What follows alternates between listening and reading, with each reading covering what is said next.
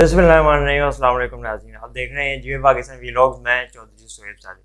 Cricket Pakistan के हर शहरी के खून में बसता है। अगर ये कहा जाए कि पाकिस्तान का कौमी खेल तो हॉकी है, लेकिन पाकिस्तान का जो जुनून है वो क्रिकेट है, तो इसमें कोई दो राय नहीं है। पाकिस्तान सुपर लीग 2023 की आमद है और क्रिकेट का बुखार सर चढ़ के बोलने वाला है। पारा 104 पे जाने वाला है। बिस्मिल्लाहिर्रहमानिर्रहीम। अस्सलाम वालेकुम नाज़रीन, आप देख रहे हैं जीवे Pakistan vlogs. PSL special, PSL का रंगारंग मेला सज चुका है। मैचेस शुरू हो चुके हैं, सनसनीखेज मुकाबले।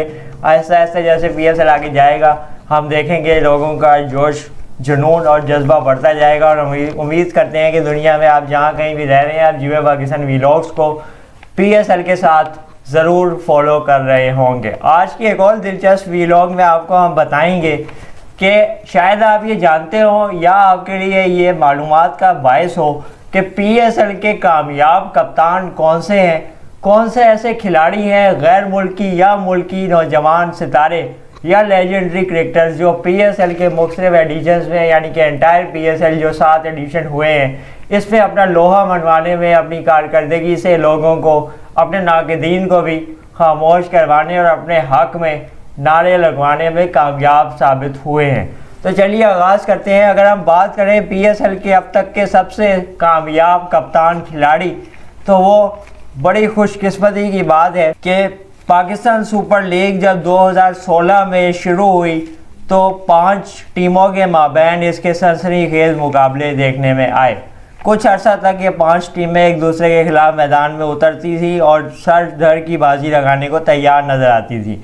आहिस्ता आहिस्ता इसकी मकबूलियत और इन 5 टीमों की मोहब्बत को देखते हुए एक छठी टीम मुतारिफ कराने का भी फैसला हुआ। कप्तान और लोगों को अच्छी क्रिकेट देखने को मिली।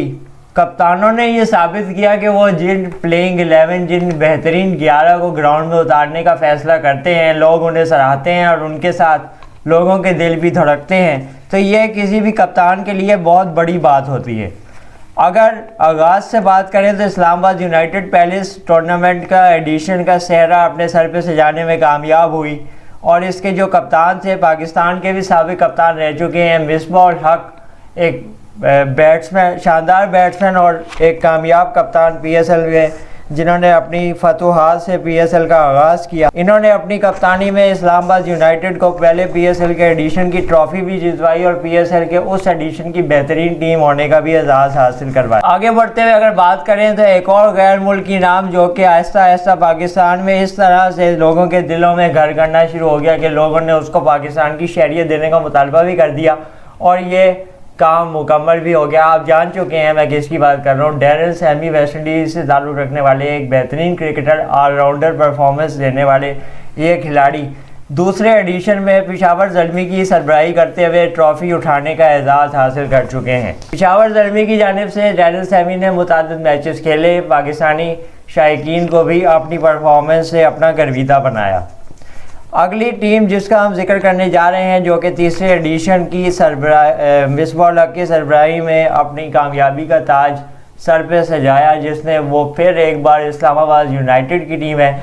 मिसबाह उल हक पीएसएल की तारीख के सबसे बेहतरीन और कामयाब कप्तान है। आज तक एज वी स्पीक उनकी कप्तानी का रिकॉर्ड या उनकी सरबराही में 2 बार पीएसएल एडिशन जीतने का रिकॉर्ड किसी टीम के किसी खिलाड़ी ने अभी तक पूरा नहीं किया या तोड़ा नहीं। इसके बाद चौथे एडिशन में पीएसएल का मेला दोबारा पाकिस्तानी ग्राउंड्स पे सजा और कोयटा की टीम की सरबराही सरफराज अहमद कर रहे थे। कोयटा की टीम ने अपनी बेहतरीन क्रिकेट से, अपनी जारहाना पॉलिसी से पीएसएल को भी अपने नाम किया और साथ ही सरफराज अहमद की कप्तानी में ये बात भी दुनिया को पता चली कि विकेट कीपर, बैट्समैन, कप्तान ना सिर्फ विकेट के पीछे शिकार करते हुए काफ़ी ख़तरनाक होता है, बल्कि उसकी जामिया हिकमत अमली और अटैकिंग पॉलिसी, अटैकिंग स्ट्रेटजी भी अपनी टीम को कामयाबी की मंजिल की तरफ गामजन करने में काफ़ी मददगार साबित होती है।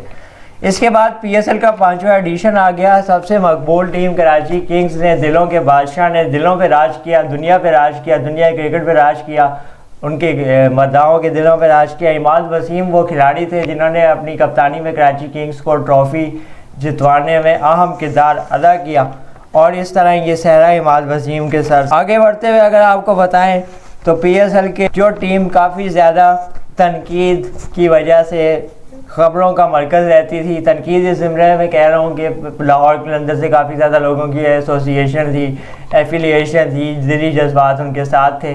लेकिन जब वो बदकिस्मती से हार जाते थे और अपनी शिकस्त करीब जाके फ़तह के अपनी शिकस्त को उन्हें तस्लीम करना पड़ता था तो काफ़ी ज़्यादा फ़ैन मायूस होते थे। लेकिन शाहीन अफरीदी जो कि एक यंगस्टर थे, ये एक कामयाब फैसला साबित हुआ लाहौर कलंदर की इंतज़ामिया की जानिब से। जब फास्ट बॉलर को कप्तान बनाया गया, लोगों ने इसके शुरू में तनकीद का निशाना बनाया, लेकिन आगे चल के जब शाहीन अफरीदी ने अपनी बेहतरीन फास्ट बॉलिंग के जौहर दिखाए और कप्तानी के बेहतरीन मनसूबाबंदी से अपनी टीम को फाइनल तक लेके आए और फिर ट्रॉफ़ी अपने नाम करने में कामयाब हो गए, तो फिर वही ना के दीन इस बात को तस्लीम करने पे मजबूर हो गए कि हाँ, एक फास्ट बॉलर अच्छा कप्तान हो सकता है। और शाहीन अफरीदी इस बात की बेहतरीन मिसाल है।